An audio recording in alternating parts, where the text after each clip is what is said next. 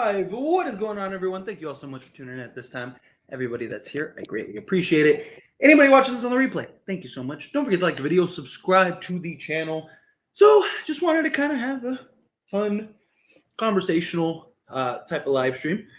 Hear all your thoughts and opinions on the Spencer Dinwiddie acquisition. We haven't gone live since then. When it was a rumor and it was reported after the game, we did. But haven't gone live since. And so I figured, why not talk about it? Let's dive into Spencer Dinwiddie, what he can provide for this team. I do think he's a guy that, I think he has potential to have a real impact. Now, I'm not saying going and getting Spencer Dinwiddie like, there we go, problem solved, life's good, no problems, no issues, no worries. I'm not saying anything like that, but I do believe that he's a guy that can come in and provide some versatility at the guard position. Hopefully he can get back to being the defender that he has been in previous years. He's not known for this defensive stopper type guy. He's not this elite defensive player, but he has had seasons in which he was very good. Dallas in particular, that's one of the things I've talked about, right? Like, what version of Spencer Dinwiddie are we getting? Are we getting Dallas Mavericks Spencer Dinwiddie? Or are we getting this version this year of the Brooklyn Nets Spencer Dinwiddie? Because if we're getting this version of Spencer Dinwiddie, then the Lakers are probably in a bit of trouble with him. If we're getting some version of Dallas Mavericks Spencer Dinwiddie, then I think the Lakers have a real player and potential for a real impact guy. So to me, it just boils down to which Spencer Dinwiddie will the Lakers be getting this year. Playing alongside Luka was one of the big reasons why he had so much success when he did that Dallas year, right? He just, Luka draws so much attention, is such a demand for the opposing team's defense and whatnot. So it allowed Spencer Dinwiddie to get a lot of wide open looks, wide open shots, wide open opportunities. Playing alongside LeBron James is going to have a similar effect. And then you add in Anthony Davis and even D'Angelo Russell and his ability to make plays and get the ball to guys and things like that. I don't hate the possibility of what he can be. Again, he could be a real impact guy. This is a guy that not that long ago, a lot of people, even a lot of basketball minds, were preaching for trading D'Lo for him. And then D'Lo had his emergence and kind of breakout, and then people were kind of like, okay, well, maybe not so much. But Spencer Dinwiddie was looked at as a guy that hey, if the Lakers trade for him, he can have an impact. And now you see some people that are like, oh, he's not going to do anything with this team. It's like, but you were saying if the Lakers traded for him, he'd be great for them. Now the Lakers got him for free, and now he's not going to have anything. Again, I'm not saying he's the difference in us just completely turning around. I think it's going to have to be a collective effort. I think it's going to have to be a team effort. But I do believe that, you add in all the various factors.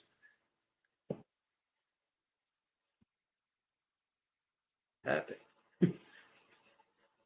What is...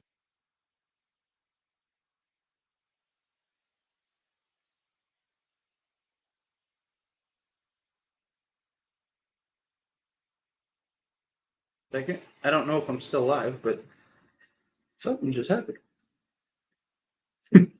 What is going on? StreamYard just crashed. Hang on a second. Let me see what the deal is here. Come on.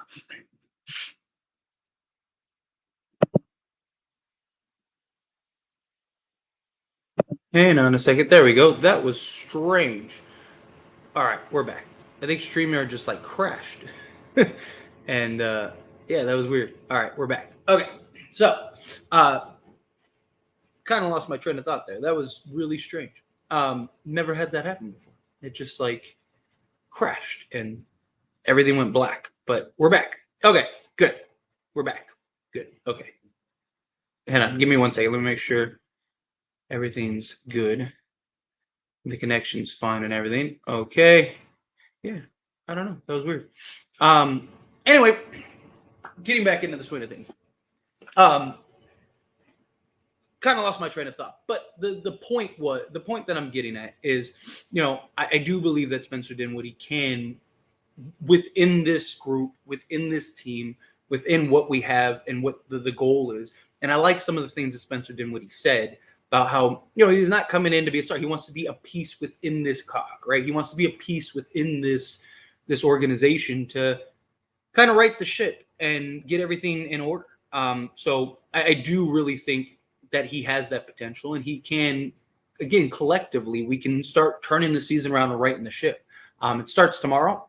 We realistically could win every one of these games the rest of February. And ideally, I'd like to. But I'd imagine you lose a game or two. We have, 7 games left, something like that. We got to go 5-2 in that spot, at least, in my opinion. Because then now that puts us back 5 games over 500 going into the month of March, which is just insanely brutal. It's not even fair how insanely brutal it is. So we could at least get 500 in that month. I think we'd be in good shape. Get around, if we could get to 45 wins, that'd be great. But anyway, let's dive into the chat, all the super chats and all that stuff. And let's get into it. Again, sorry if I like this. I don't know what it looked like on your side when it crashed, but my side, it just everything went black. I was like, uh-oh. But we're back and we're good. So anyway, let's get into it. Good move, but I'm not a fan of the 3-guard D'Lo, Reeves, Spencer lineup. So this is a good talking point because I'm sure there's going to be a lot of people that are going to bring this up. Look, I don't mind it. Obviously, I don't want them playing 40 minutes a game with those 3, LeBron and AD. And I also think it depends on certain matchups. I think you can get away with that in spots. I do think you can get away with it against most teams, right? Because you're not last year you were talking a bunch of 6'1" guards. This year, at least all your guards are size, right? You got Spencer Dinwiddie, who's 6'5", right? You have Austin Reeves, who's 6'5". You have D'Lo, who's 6'3", 6'4", something like that. So you're not talking about a bunch of 6 foot to 6'1" guards, or 6'1" to 6'3" guards like Russell Westbrook. You're talking more sizable guys who have good wingspans, things like that. Obviously, there's the question about the defensive side of things. How good can Spencer Dinwiddie be on the defense side? If Spencer Dinwiddie can lock in defensively, again, I'm not saying he's a leader or anything like that, but if he can be good defensively, which he has had years where he's been good. He's had years where he was a 112 defensive rating, and the league average is 115, which is 3-point, which is excellent, right? So if he can get closer to that, then I do believe it can work, right? Now, again, it depends on the circumstances.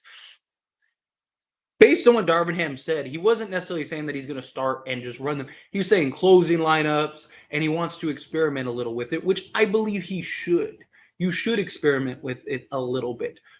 But it shouldn't be something that, unless it's just, guns blazing, excellent, right? Then I think you pick and choose your spots is where I'm at with it. But we'll touch on that a little bit more because I'm sure other people will have other opinions about it. Andrew, coming out to $2 super chat. If SD proves himself, I'd start him over Reeves. Personally, I would too. You don't want to just he comes in and now he's starting. One, you want to kind of let him get acclimated. You want to let him kind of get an understanding and a flow and a rhythm and understand what the Lakers got going on. But I do think eventually it makes sense to move him in the starting unit. Look, I made a whole video about this. I talked about it and broke it down. Austin Reeves gives you the exact same stat line off the bench as he does starting. The difference is Austin Reeves has actually been more efficient and shooting the ball better when he's off the bench than when he's starting because he's going up against bench unit, right? So, the defenses aren't as good. The guy that's in front of him isn't as good as some of these starting units and stuff like that. So he's able to be more efficient. He's able to create more. He's able to kind of be himself more. That's why you see Darvin Ham at times will run units where it's just Austin Reeves is the main ball handler and then everyone else around him. So personally, it's one of the reasons why I like the idea of him moving in. Obviously, you want him to prove it, right? You don't want to make it feel like, oh, he just came in and just because he's Spencer Dinwiddie, he got the job. No, like you want him to come in and have that battle, have that things that make sense. And I just think, if he can be that defender, and that's the real question, defense, what does he bring defensively? If he can bring the defensive side of the basketball, then I think you have to start him over Austin Reeves. You have to, right? If he's the terrible defender he's been this year with Brooklyn, and he's a 120 defensive rating, and he's just kind of like getting beat every possession, then it's like, nah, like you might as well just bring him off the bench and leave Reeves in the starting unit, because Reeves is giving you the same thing, right? At least on the defense side of things, right? So my thing is, it just, to me, it boils down to what does Spencer Dinwiddie do on the defensive side? If he is buying in on that end and he's being aggressive and he is being that point of attack defensive guy, you have to start. You have to. But if he's just kind of out there getting just destroyed and getting targeted, and he's struggling on that side of things, then you might as well just leave the starting unit the way it is. But I just think it boils down to what does it look like? Can Rui start at the 3 long term, or Braun in the PO? So first in the playoffs, no, I don't. Which is why I think eventually either Cam Reddish or Jared Vanderbilt will end up moving into the starting unit again at some point. I like Rui a lot. He can't defend the quicker, twitchier wings. He just can't. He gets beat too regularly by too many guys. He's not that type. He can't move his feet laterally. He doesn't navigate screens well, right? He's always getting beat and making the wrong decisions on screens. I don't see him long term as your answer at the 3. I think eventually what will happen is either, again, Cam Reddish, or if Jared Vanderbilt comes back at some point, Jared Vanderbilt, one of those two will end up getting slot into the starting unit. Prince has been really good off the bench for the Lakers, which I'd like to see him continue that and stay on the bench. And then eventually Rui moves to the bench. That's why, again, everyone's healthy. I really like the idea of your starters being D'Lo, Spencer Dinwiddie, Jared Vanderbilt, LeBron, and AD. And then your bench 5 would be like Gabe Vincent, Austin Reeves, probably Taurean Prince and Cam Reddish, depending on like teams you're playing or assignments, and they kind of alternate back and forth.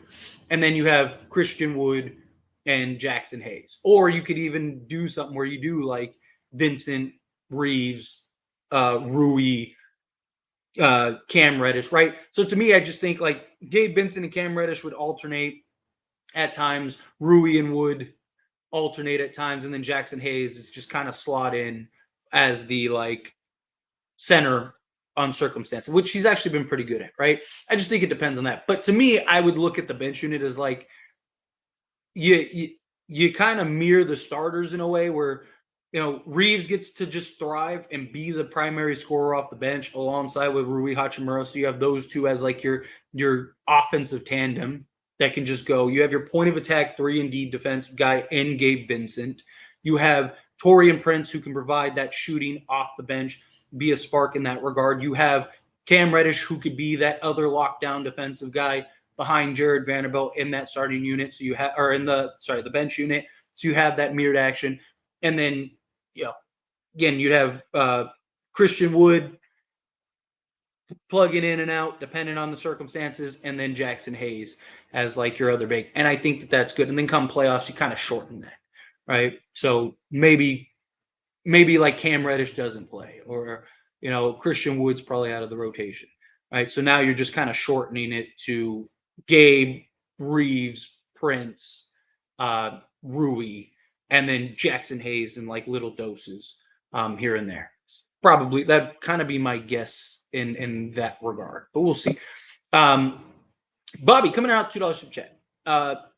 Spencer Dinwiddie is top 6 in the NBA assist turnover ratio. D'Lo is 2. Yes, you're talking about another guy that has the capability of being a playmaker. You're talking about another guy that has the ability to do multiple things on the court, be a legit 3-level scorer at times. Again, to me, it just boils down to which Spencer Dinwiddie do we get?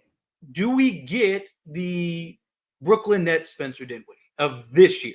Because he's had good seasons with Brooklyn. Talking about this year, Spencer Dinwiddie. That Spencer Dinwiddie's probably not going to affect this team very much, if at all.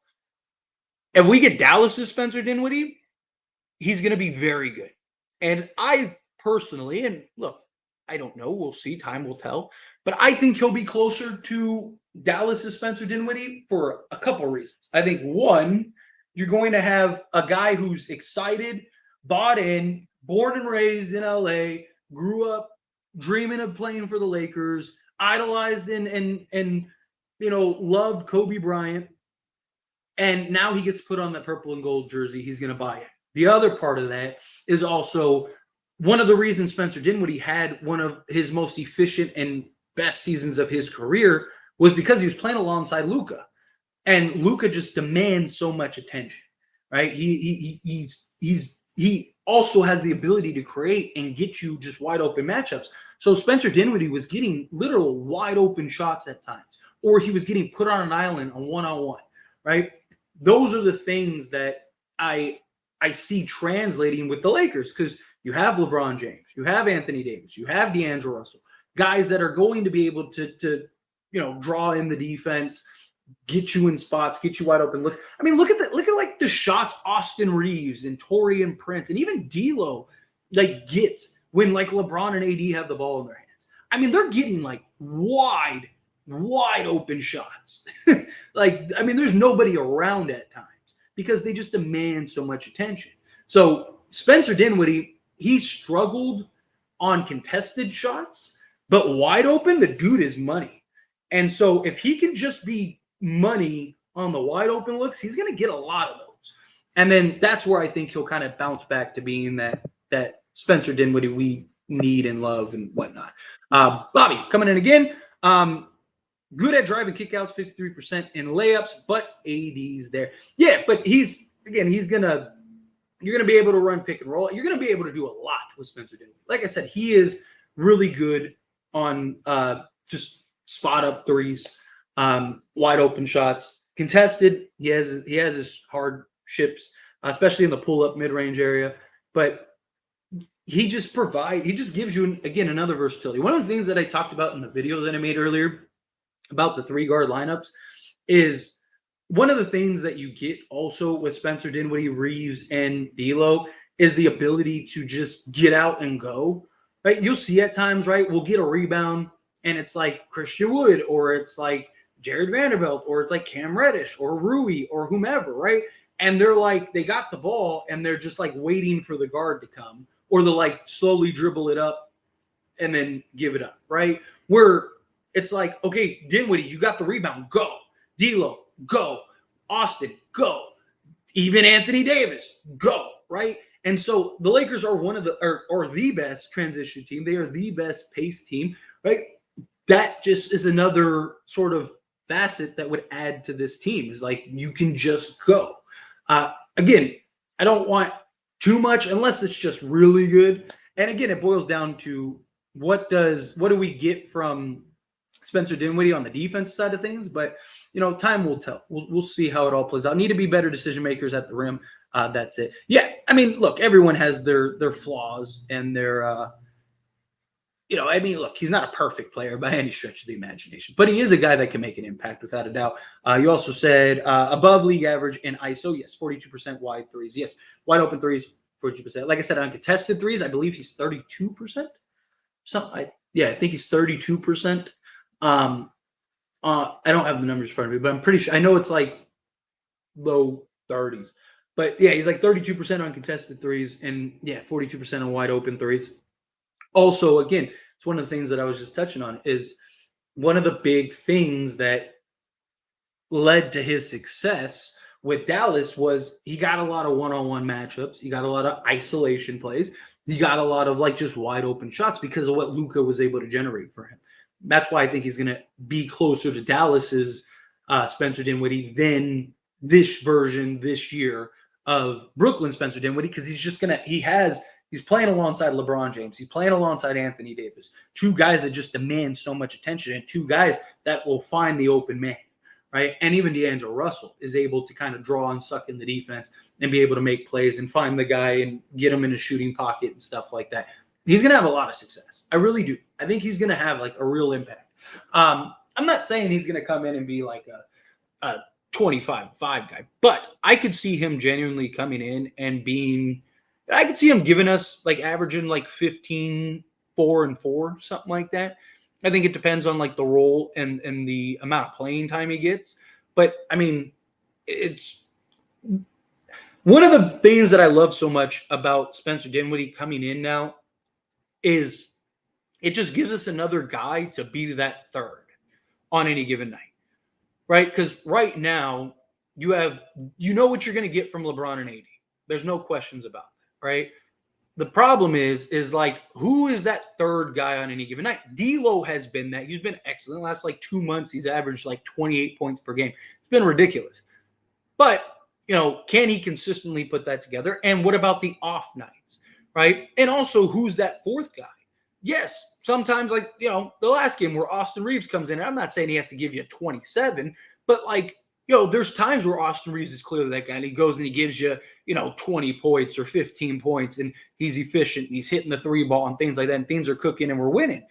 But there's also those nights, which have been more so this year than last year, where he's got like 9 points and is like 2 of 12 from the field and 0 of 6 from 3. And you're just like, dude, like, and you look at the score and it's like, okay, AD gave you 30, LeBron gave you 28, D'Lo gave you 25, and you still lost.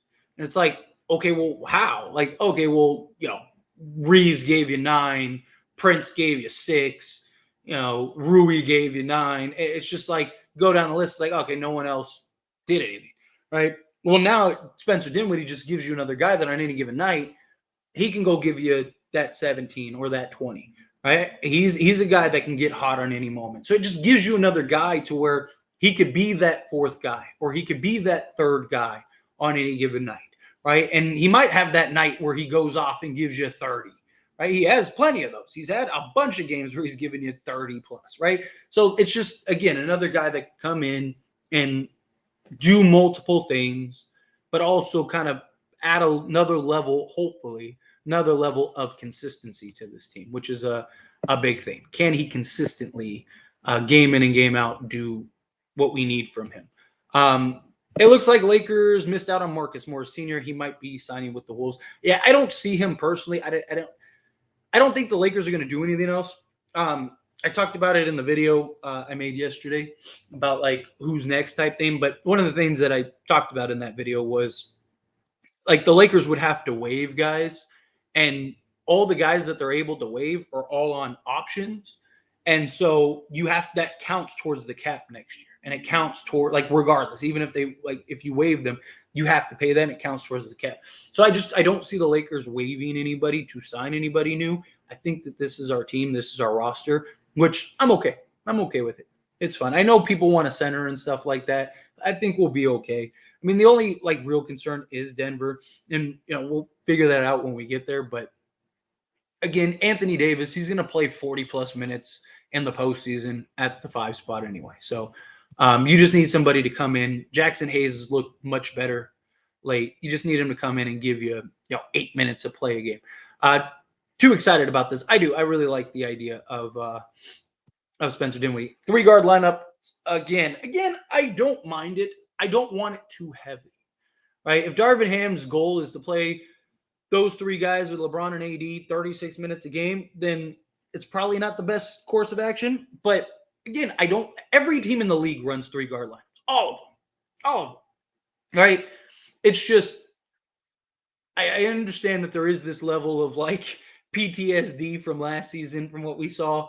I've seen people bring up, well, like, look at D'Lo, Reeves, and Dennis Schroeder, how good that was. That helped lead us to the conference finals stuff. And yes, and I do think that this is a level. And some people have pointed out, Spencer Dinwiddie is not as good at defensively as Dennis Schroeder, but he can be. And he's bigger.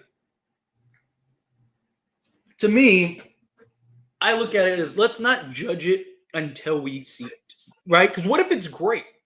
And everyone right now is just so quick to dismiss it, when we don't even know what that looks like? What if Spencer Dinwiddie does buy in on the defensive side and he does get back to being that guy he's had previous years, where he's like a 112 defensive rating, which is like 3-4 points better than league average, and he's actually great. He's 6'5", and he's got versatility, and he's physical, and he's athletic. Like, what if it is that, and it works, and it's great, right? Like, again, if he was 6 foot, I'd be like, okay, yeah, that's a problem.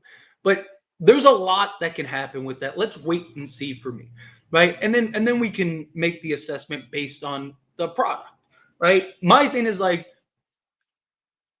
if you got to at least try it, right? You got to see what that looks like. Because again, what if Spencer Dinwiddie is shooting 40% from three? What if having Spencer Dinwiddie on the court does help open up Austin Reaves more, and he's able to hit more shots, and you have another guy alongside Reaves who's hitting open jumpers, and that becomes contagious. And now Reaves, you have D'Lo, Reaves, and Prince, or not Prince, Dinwiddie both hitting 40% from three, and you have all this ball movement. The ball isn't sticking. You got all these motion actions, and you're able to run 5 wide, and you're able to get out and transit. Like, there's a lot that could be good from this unit. So my thing is like, let's wait and see. Is there the potential that things could go very badly? Of course, right? D'Lo is not the best defense player, although he's been pretty good for them this season, more than what you'd expect. Reaves has been atrocious. Dinwiddie's been atrocious with the Nets. So if that's what we're getting, then yes, it could be very bad. But let's wait and see before we just immediately make that assessment of this is a terrible idea. This is going to be awful. Because again, we ran a 3-guard lineup, and it led us to the conference finals. So let's see what this looks like, because this is also a bigger version of that. Again, I don't know what it'll look like, but I'm willing to wait and see is my point. RJ, coming out with the $5 super chat. Thanks so much. Hey, Tyler, appreciate the content. Well, thank you. I really appreciate you. Have you thought of using a software like StreamYard? You can do nightly award breakdown. I am using StreamYard right now. I am using StreamYard. It just crashed on me a few minutes ago. I've never had that happen before. But yeah, that's the software that I use is StreamYard. But you can do like nightly awards, breaking news, screens, etc. Yeah, you can add all kinds of stuff. I've thought about doing like more like little fancy stuff, but like most of the time I just kind of want to get straight to the point, and like also like, I here's the thing, like, and it's no knock to anybody, right? To each their own. And at some point, I'll probably be to that point. But to me, the live streams, and this is just me, to me, the live streams are more about connectability and having discussions with you guys, right? Because it's hard at times to like, I get so many comments, and I try to like respond to people as much as like I can, but it's hard, right? Between all the channels and then all the videos with the comment stuff, so it's hard for me to just like maintain that. So I look at these live streams as an opportunity to like actually talk and communicate and go through the chat in the stream. Most YouTubers don't talk to everybody, right? Most of them only answer like the super chat questions and stuff like that, which I completely understand. Like, take an example like a Laker Nation, which they are great, right? They're so big, they can't answer anybody but super chat questions, right? Because again, you're paying for the priority, right? So, and they have so many people in a live stream that they have to. They can't get to like the every comment, right?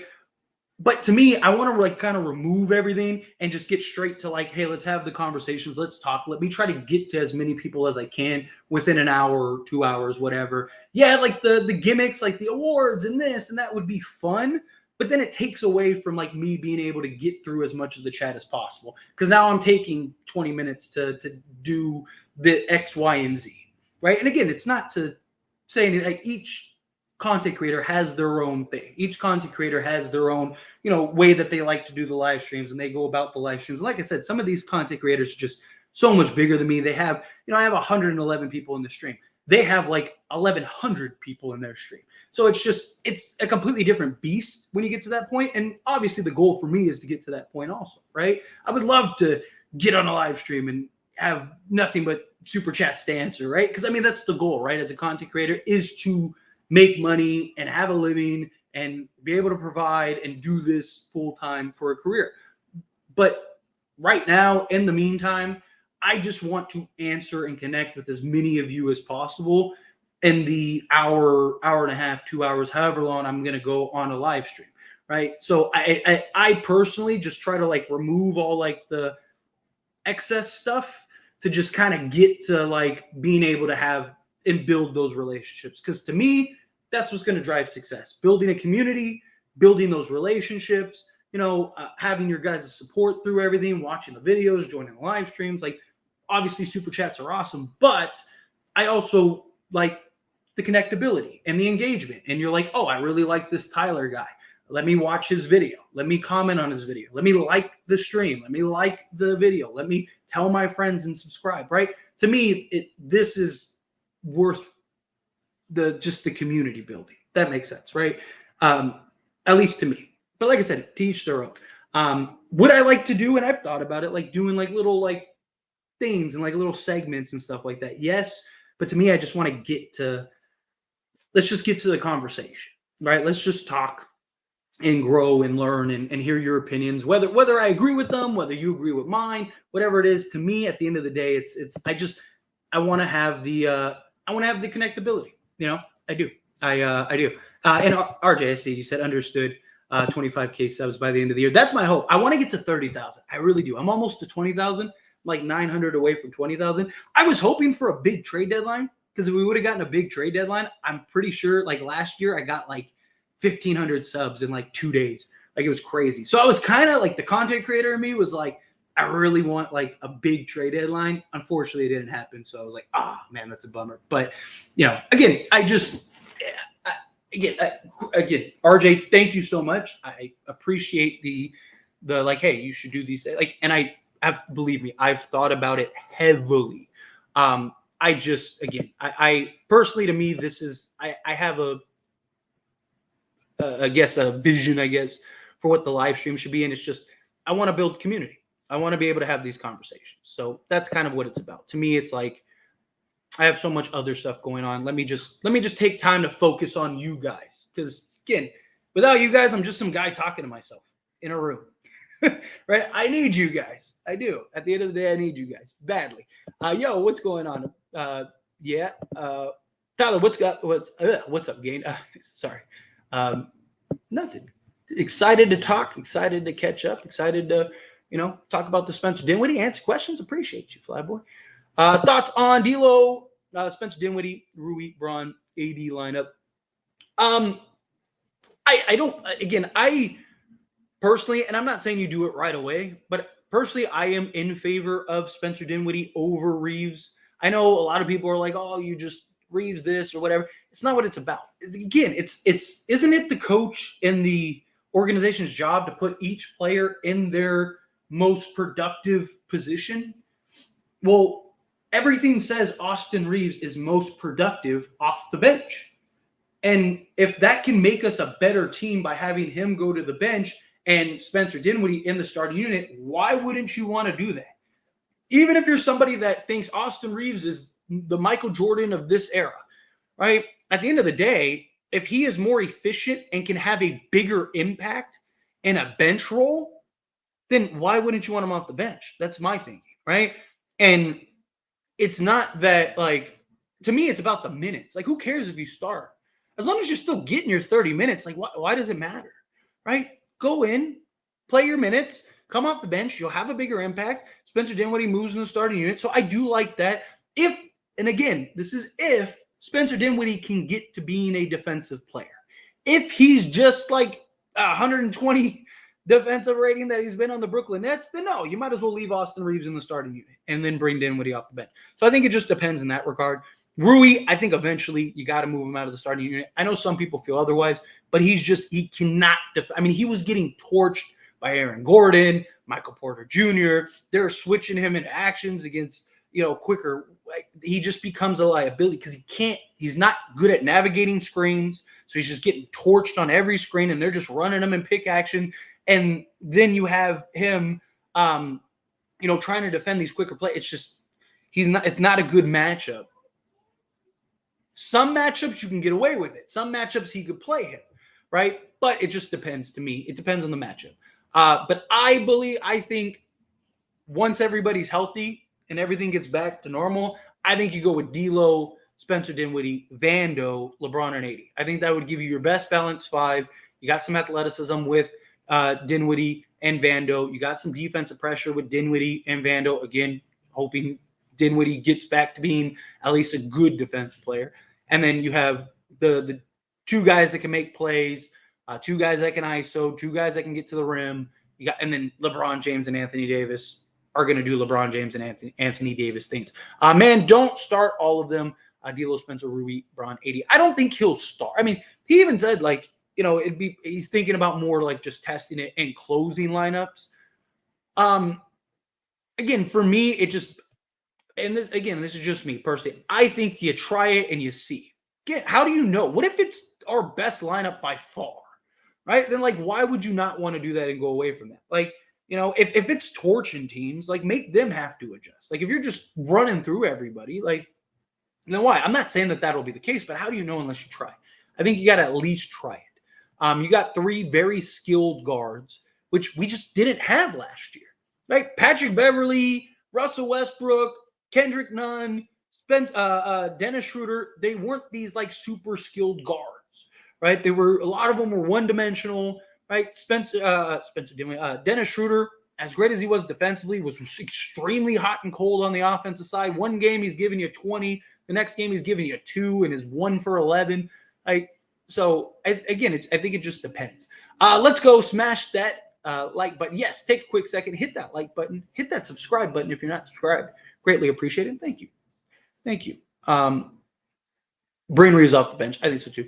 I think Spencer is the final piece because our bench is so inconsistent all season. Yeah, he definitely off the bench, starting role, whatever.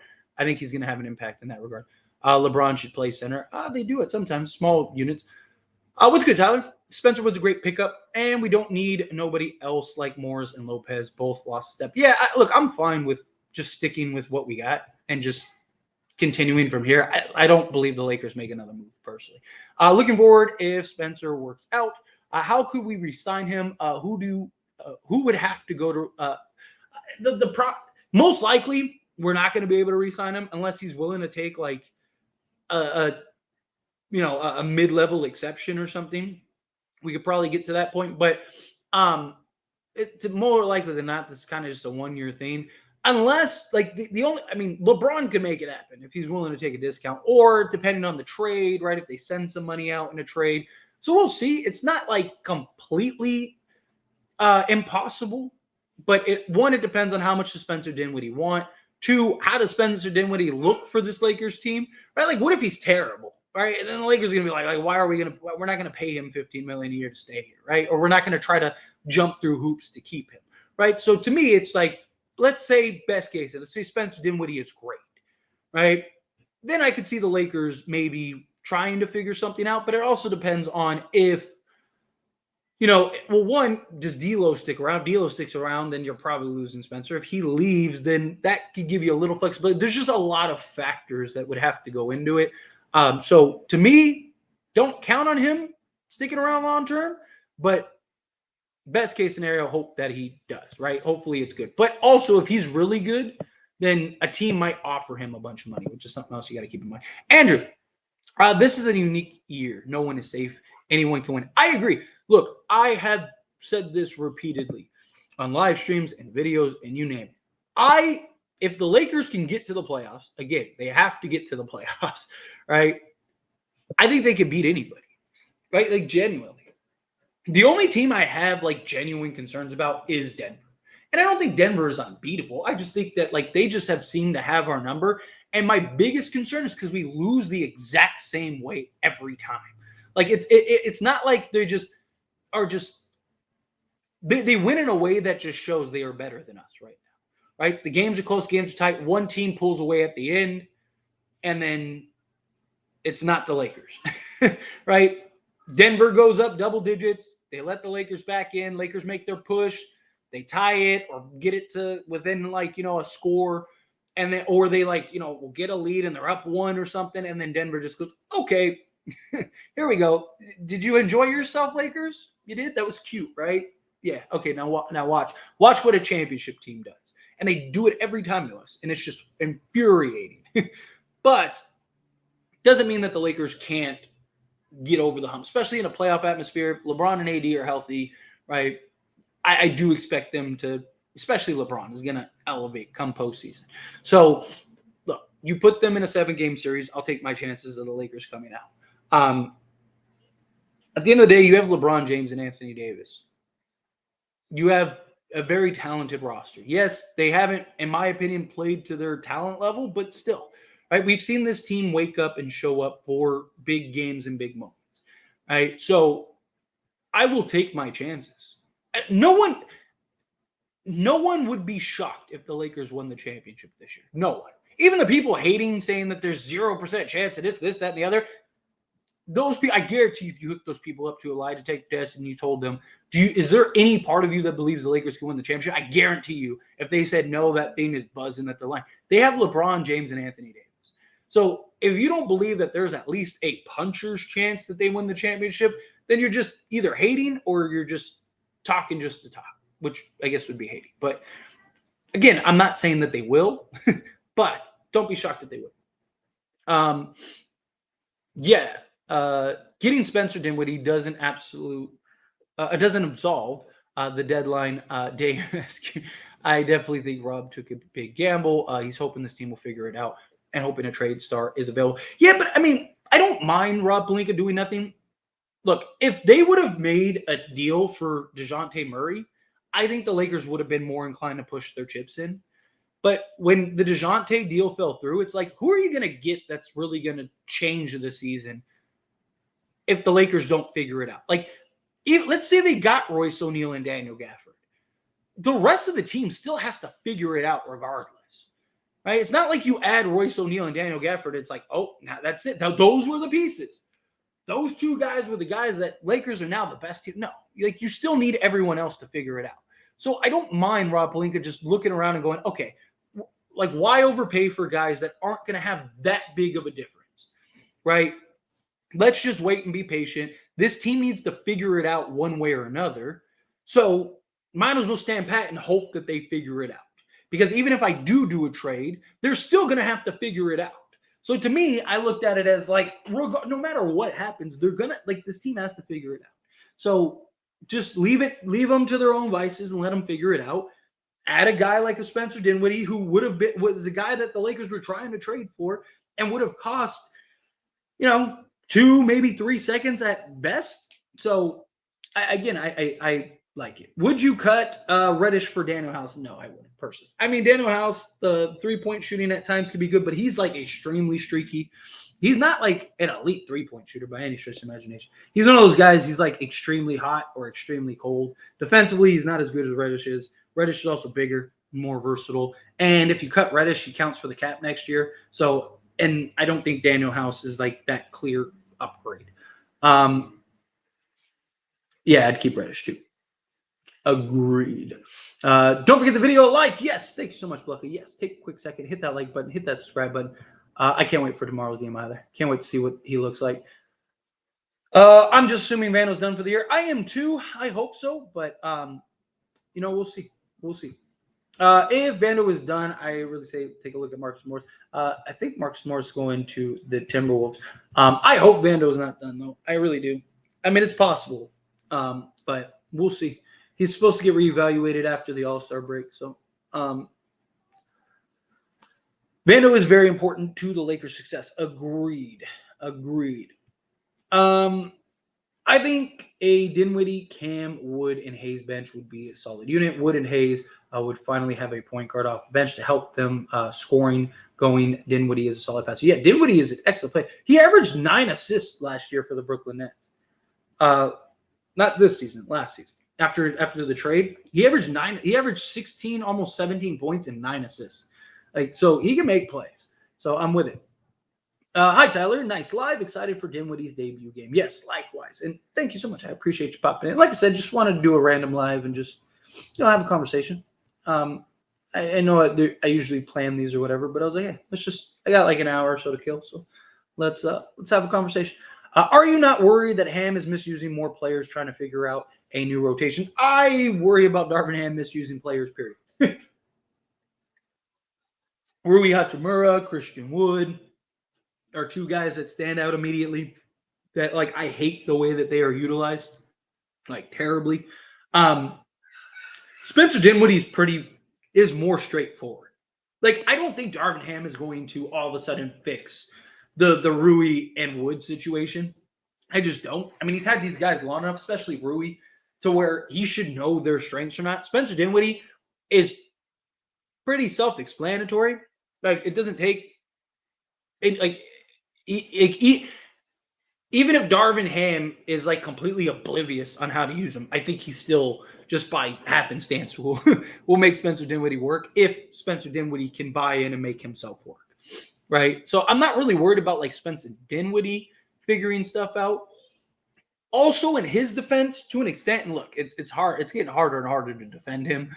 But also part of the like constant rotation changes is because of injuries. You know, it's like every once a week, there's like 2 new guys that are out of the rotation because they're hurt. So it's kind of hard to find some level of like, okay, this is our starting 5, this is our bench 5, because it's like, you know, every other game, somebody in the starting unit is out for a game or a week or a month or whatever. And it's like, okay, then they come back. And it's like, okay, well, this has been working, so we might as well stay with that. But where are we going to put them, right? Like, it's just, it makes things a little more complicated. I do think D'Lo, Reeves, Spencer Brown, AD, small ball can keep up with teams better than Dennis D'Lo, Austin. Dennis was a better defender, but also too short. Yeah, I do too. I agree. I think it'll work. Again, I don't want to see 70 minutes of it, but, you know, like, if you want to play 15, 20 minutes a game of those 3 with LeBron and AD, I actually think it could work. It makes sense. I think it's at least worth a try to see how it goes. I like burgers. Well, great. I do too. People don't realize we haven't had a point guard off the bench all year. That changes the whole dynamic of our bench. Yes, agreed. I think small ball lineup is outdated. Look at the standings. The best teams has a big man, Wolves, OKC, and Denver. Yes, but all of those teams run small. Denver ran small ball the entire playoffs. After Jokic went to the bench, who was their 5? It was Aaron Gordon the entire postseason. They slotted Aaron Gordon over at the 5, brought Brown in, and then they'd run like Murray, KCP, Brown, Gordon, and times Michael Porter Jr., or they'd go with Jeff Green, right? So we're talking, they ran small ball. They do that this year even, right? A lot of times, what they'll do is they'll swap out Michael Porter Jr. with Brown and run in 3-guard lineups. The Timberwolves at times will run 3-guard lineups. OKC runs a ton of multiple guard lineups, right? Like, Boston runs 3-guard lineups. All the teams in the league do run 3-guard lineups, right? And some are smaller and worse than our 3 guards. I don't mind it. It just depends on who it is. Let's see. Spencer, SGA 2.0. I wish. I wish he was. But he is a guy that can absolutely go get a bucket, definitely. He is still 17-10, worst season ever yet. We are locked in with this team regardless now. This is who we are going to war with. Yes, exactly. And I'm strapped in. Let's get it. Nets are terrible. That's why, yeah. I trust Dinwiddie will be much better. Dinwiddie just needs a role. He is a good player. Yes, agreed. Spencer Dinwiddie will be fine. Dylan Windler can be cut and a new 2-way. Yeah, but I mean, who's the 2-way that you're signing? And any 2-way, any like vet 2-way, you're not going to be able to bring into the playoffs. So, let's see. Killian Hayes has major upset. I wouldn't sign him this year, but like next year, on like as like a project guy to bring in, I wouldn't mind it. I wouldn't be against it. I won't lie, getting Spencer off a buyout was unexpected and definitely as good as it gets as a buyout player usually. Yeah, definitely. This is yeah, without a doubt, this is an A+ buyout pickup. And it's just so low risk, high reward. Seriously, like so high risk. Or so low risk, high reward. Sorry, such low risk, high reward. Would you be shocked if the Lakers won the championship this season? Not at all. Again, you have LeBron James and Anthony Davis. Get them into a postseason. No team has ever beaten them healthy, right? Like They win the championship, the healthiest they were ever together. They win the championship. The following year, it looked like they were going to go back to back, and then Anthony Davis gets hurt, right? If Anthony Davis doesn't get hurt, then that's it. Then they don't make the playoffs. And then they made the playoffs, and they got to the conference finals with LeBron James needing foot surgery. Anthony Davis shouldn't even have been playing because of his foot, and D'Lo had a foot issue that kept him out before the thing. So basically, our three best players were on one leg, and we still got to the conference finals. I will take my chances with this team. All right. Again, I'm not saying lock it in, strap it up, Lakers are winning it, but don't be shocked. Which team in the Western Conference do you look at and go, man, the Lakers have no way of beating them? They've beaten all the teams in the West. The only team that genuinely you're like, is Denver. Outside of Denver, what other team? What other team do you look at and go, man, that's not a. I mean, even Boston we beat without Braun and AD. I will take my chances against any team in this league. And who knows? Maybe we get lucky. Maybe somebody else beats Denver, right? And then we don't even have to worry about Denver. We got an athletic playmaker with size in the offense, and this is what Dinwiddie brings. Hopefully Gabe returns and be himself in time for the playoffs. We really need a perimeter defender badly. Yeah, if he could get back and kind of get his legs under him, get back to being that point of attack guy, that would be huge. Is an important player because that guy, rest of the guys involved. Yep, he's the guy. Yes, agreed. I like that. Let's see. We appreciate you. Well, thank you. Seriously, Johnny, I appreciate you. Who do you think drafts Bronny? My guess is it's either a poverty team that's just like, hey, if Bron comes, we can make a bunch of money, or it's one of those. He'll end up being a late draft pick by I don't know, the Thunder, or hey, we have the 25th pick in the draft. Like, who are we going to get that's going to really matter? Like, let's just draft Bronny, and then maybe in a year or two, Bron comes, and that'd be huge for our market. Hopefully, Bron's still good enough to where he can make an actual impact, and we may be able to win a championship. I wouldn't be surprised if one of the better teams that has a super high pick end up saying, hey, you know what? Let's just go grab him and see what happens, right? Especially a team like OKC, because OKC has 32 firsts. So they're we might as well just gamble on one and maybe get LeBron. Let's see. I got a question. Do you want Daniel House over Cam Reddish? Personally, I do not. I'd rather keep Cam Reddish. I just think he has more upside. He's much younger. Daniel House is 30 still. I mean, which isn't old. A lot of people are like, oh, he's 30, he's old. It's not really old, but Cam Reddish is 25, 24, something like that. Might even be younger than that. Dinwiddie wouldn't be enough better than Reeves as a starter if he's at all F with the chemistry of the team and F with the players' heads. Thing is, though, I'm not worried about the chemistry. I mean, he's played with D'Lo for in the Nets, so he has chemistry with the guard. LeBron James and Anthony Davis are pretty straightforward. You don't have to worry about LeBron James and Anthony Davis in chemistry. I mean, especially LeBron. LeBron James has had a new roster every week since he's came into the league. I'm not worried about chemistry in that regard. What chemistry are you worried about, right? On top of that, he's played with half the roster. He's played with Prince. He's played with D'Lo. He's played with Rui. He's played with Christian Wood. And recently, right? So I don't think it's a problem. I'm not worried about the chemistry side of things. To me, it's just the defense. So you're telling me what if Dinwiddie actually does become a very good defensive player?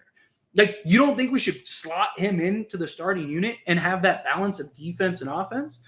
I do, right? Now, if Spencer Dinwiddie continues to be the poor defender he's been this year, then no. I think you might as well just keep Reeves in the starting unit, keep that intact or whatnot, right? But if he ends up buying in and he ends up actually being very good defensively, why wouldn't you want to move that into the starting unit? And then Reeves has been more efficient and effective this year in a bench role. To me, it's a no-brainer. Again, assuming that that's the case. This is one of those tight, competitive years where equity has been addressed. Yes. 3-guard, play pick and roll over and over and over again. Yeah. you got a lot of options there. I wish we traded Rui with the minutes. I think Wood is better backup. Braun, Rui can't play the 3, so what do you do with him? I mean, some matchups you can. Some matchups you can get away with it. I think it just depends. Also, in the 4 spots, right? If you have a healthy LeBron in the postseason, you can kind of mask it. I think it just depends, right? And plus, if Rui can kind of replicate what he did last year in the postseason, you kind of just live with it. It's kind of one of those things you just live with, where it's like, man, this dude's giving you 20 a game. I personally was super like, hey, trade Rui. Not because I don't like the guy. Part of it was because I wanted to see him go somewhere where he could have some success. And then part of it was, oh, okay, it's Spurs news. Wemby got 10 blocks. Ooh. Damn, Wemby got a triple-double with blocks. Ooh, interesting. But, yeah, like, I wanted Rui to go somewhere where he could have some more success and have a real opportunity to thrive somewhere. I just think as long as LeBron's on this roster, he's never going to have that chance. He's never really going to get that opportunity because he's never going to have the role needed to see, like, okay, what can he really be? We have an explosive offense with Rui in the starting lineup. He's getting acclimated to the starting unit, but we will outscore teams until Vando comes back. And I mean, often. Like I said, I don't mind it right now. There's not really much better options. Let's see. Darvin will ruin this. I hope not. It's kind of pretty straightforward. Hawks make the call to trade, pick it up and hang up, then call them back. Tell them this is not going to be a John Collins situation. This is exactly what it looks like. Hey, bad organizations are bad for a reason. I'm so tired of all the Ham hate. Hey, look, Darvin Ham has done a lot to himself. I've defended Ham a lot over the years, for a year, 2 years. But he's been pretty bad. Right? Like, again, he's not people want to scapegoat him, and that I don't agree with, right? And I've been very vocal about that, right? Like, the players have to play also, right? Like, Darvin Ham can only do so much as a coach. And so I think a lot of people do tend to just, like, when the Lakers win, it had nothing to do with Darvin Ham, but when the Lakers lose, it has everything to do with Darvin Ham, and that's just not the reality. Like, that's not the truth. So I do get people burnt out about it that are like, because I kind of get burned out on it too. It's like, dude, we didn't lose this game because of Darvin Ham. We lost this game because the team as a whole went 2 of 30 from 3 and didn't play defense and gave up 20 offensive rebounds, like, and had 15 turnovers. Like, how is that Darvin Ham's fault, right? Like, again, it just depends on the circumstances. But there have been moments where you just look at that and you're just like, dude, come on, man. Like, don't get me wrong, Darvin Ham has not been good, but he's not the main problem. I don't know who's running this place, but I've been trapped in a porta potty for 45 minutes. Let's see. What's going on, Snorlax? How you been, bro? I've been wonderful. Also, what did you think of the Super Bowl if you watched? I did watch it. I actually thought it was a pretty good game. It was definitely a defensive game. I mean, you just don't bet against Patrick Mahomes. It's that simple. I mean, the guy is just wizardry, man. That guy he's hands down the greatest quarterback to ever play the game. I mean, he really is. You know, will he ever get to like that GOAT status? Because, you know, a lot of people put accolades and things like that into it, of course. But just like individually, like as a player, that dude is spectacular. That guy is unbelievable. But it was a good game. I mean, it kind of went how I explained it. Like, I made a whole video on As It Stands Sports, basically breaking down how I thought the game would go. And it basically was to a T to that video. Like, exactly to a T. It was pretty good. I think things are getting better with this team. Benching Prince and picking up Dinwiddie are 2 major moves. Agree. We're heading in the right direction. We've been looking better. We'll see how we close out this month of February, and then March. March is going to be a test.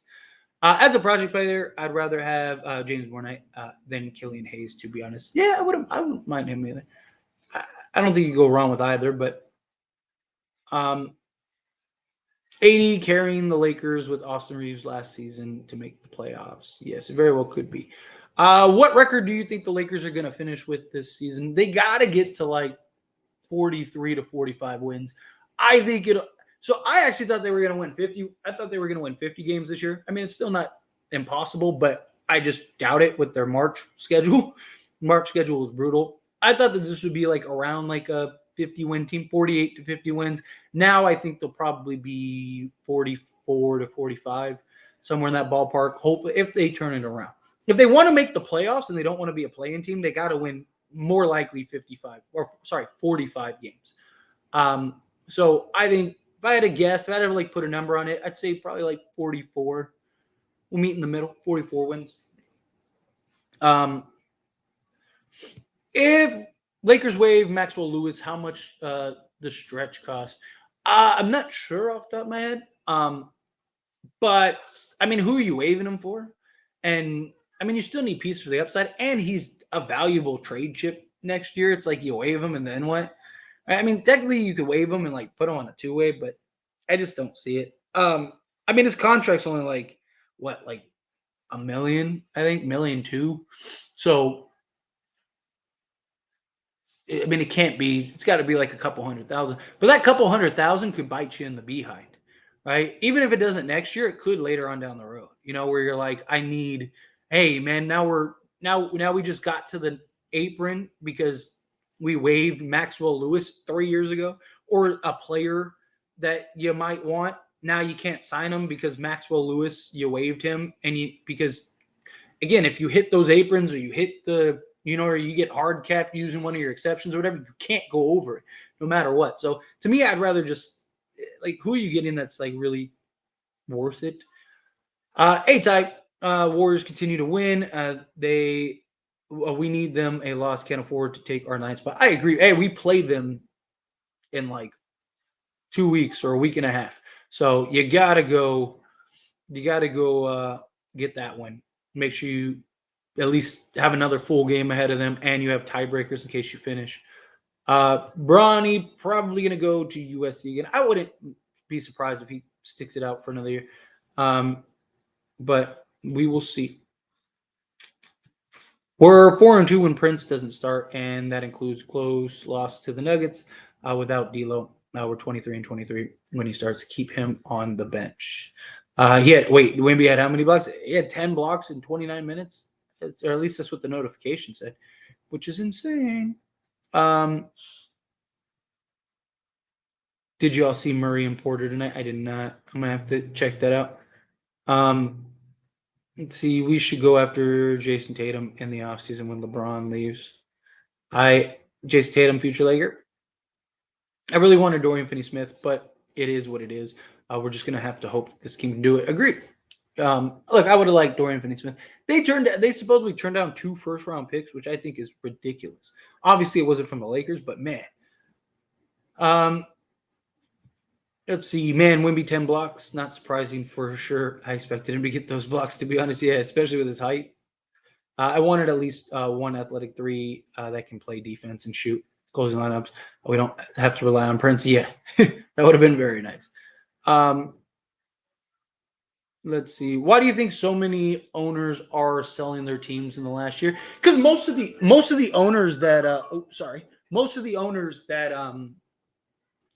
that bought their organizations bought them for like, $100 million, and now they're sold. Now they're being sold for like $6 billion, right? And most of these owners, like, they're not 30, 40, right? Like, a lot of these guys are like, all right, man, I just 600%ed my money, right? Like, let's just cash out and be done, right? They're older, they're done. Mark Cuban, he's quitting Shark Tank. He's, he already said he's basically made all his money. He's done everything he ever wanted to do.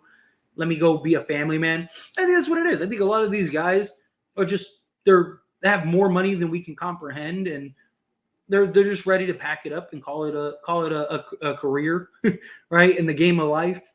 And just want to be family men and travel and just enjoy and not have to stress and worry about things. I mean, I'm not going to lie. If I bought something for $100 million, which nowhere near that, I am so far away from that being a reality. It's probably my great grandkids' dream. Like if I bought something for $100 million and somebody offered me $6 billion, right? Even if it was something I loved, it'd be kind of hard to say no to that, right? Like, be like, yeah, I love owning the Lakers, but if I could make, if I could basically, my great grandkids can retire for the rest of their lives. Let's see. Lakers played good against Celtics this season without AD and LeBron. Yes. I mean, look, I've said it. Still got NBA players. Any team can beat anyone. The Warriors are so pesky. Yeah. I mean, when you have guys like Steph Curry on that team, a lot can happen. My blood pressure going up because of the Warriors continuing win streak. We need them to lose. Yeah. Look, I trust the Lakers to be able to outpace them. I mean, Golden State Warriors is annoying in general, but I put them in the unserious category. Your second best player can't be a one-dimensional scorer like Kuminga. That team has been doomed since before the season began. Yeah, I'm not really worried about them, to be honest. $1.5 million. It was his bonus that he gave up. Yeah, but now he gets to be on the Lakers. Now he gets to be home. Now he gets to be, and it wasn't his decision. It was like they were just going to waive him. So they were going to get rid of him one way or another. And at least you get to go to a place that you want to be. Lakers win the championship. He gets that dollar. That's what we got to win it for. We got to win it so Spencer Dinwiddie can get his dollar. So that way he can get him that dollar. I mean, I wish with Steph anything. I mean, I wish with Steph anything can happen, but goodness, they have. Just have so many obvious weaknesses. They held their own against Phoenix the other night, though. Yeah, I mean, it took heroics from Steph more times than that. I don't see them winning anything. Could they beat anybody? Sure, but yeah, and once you get to the playoffs, you never know. Like Clay all of a sudden wakes back up. The schedule doesn't even bother me at this point. We have nothing to lose. I expect them to be above 500 by the time March is done. I do too. They need to be at least 5-6 games. I said I think they'll get somewhere around like 44 wins, give or take. I won't say no to a couple billion. Exactly. That was my answer. Exactly. Yeah, I don't know how you say no to something like that. I got to the end of the chat here. All right, cool. All right, well, let's see if there's D'Lo is a toss-up if he can actually perform in the playoffs. That could be a game changer. Yeah, if he plays like he has been in the playoffs, good luck beating him. Let's see. Tyler, thoughts on the Kelsey thing with Andy Reid? What if LeBron did that to Ham? The internet would shut down. If LeBron did that to Ham, yeah, the internet would shut down. Personally, and this is just me, I don't think anything of it. I think it's a high-pressure moment. You're in the Super Bowl. The play before that was a fumble that may have cost you the game. You don't think that he's strung out, of course, right? We've seen Patrick Mahomes getting to Andy Reid. We've seen it happens, right? We've seen Tom Brady slam a tablet and cuss out basically his entire team and getting Bill Belichick, and it happens, man. These guys are athletes. They want to win. Emotions are high. He's upset. His girl's in the stands getting ready to write a breakup song if he loses. You don't think he cared? Of course he did. But no, in all seriousness, I don't think anything. I think it's exactly what it was. A high pressure moment. They have a relationship. You're talking coach, player, and they've been in together for so long. Right? It's not like this is their first year together. They got basically a father-son relationship, right? Tensions get high, things get done. You don't think Andy Reid's ever screamed at Travis Kelce and gotten in his face? Of course he has. So I don't really make anything of it. I think people are blowing it out of proportion. I saw people talking about oh, he probably does this to Taylor. Relax. He's in the highest pressure environment you could be in. What situation could he have with his girlfriend that comes anywhere close to what he's going through right now? You're talking about something that he's literally built his entire life in as a competitor that gets paid more money than people are just dramatic. That's what it is. It's just people looking for things to overblow and just get upset about. Sit down, be quiet, enjoy the game. and relax, right? You'll never understand what he's going through right now because you'll never be in that situation. So turn your keyboard off, watch the game, and get off of Twitter. Like it's silly. It is. To me, it's silly, or at least to me, it's silly. I think it's just people try to turn nothing into something. But the only weakness to the Warriors is playing physical. Well, size and things like that. Kelsey a dog for that. Yeah, he's just and it's high pressure pudding.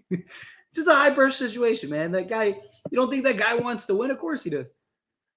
Do you think we see the different improved JHS next season like Christie in the summer league? I mean, I do. I mean, dude, go watch Jalen Hood-Schifino in the G League. He's dominating that, which is a good sign, right? Again, I'm not saying like, I mean, obviously the NBA isn't the G League, but usually the guys that you see, the rookies that you see dominate the G League and are just like way too good for the G League, usually have some type of role in the NBA. So that's my hope.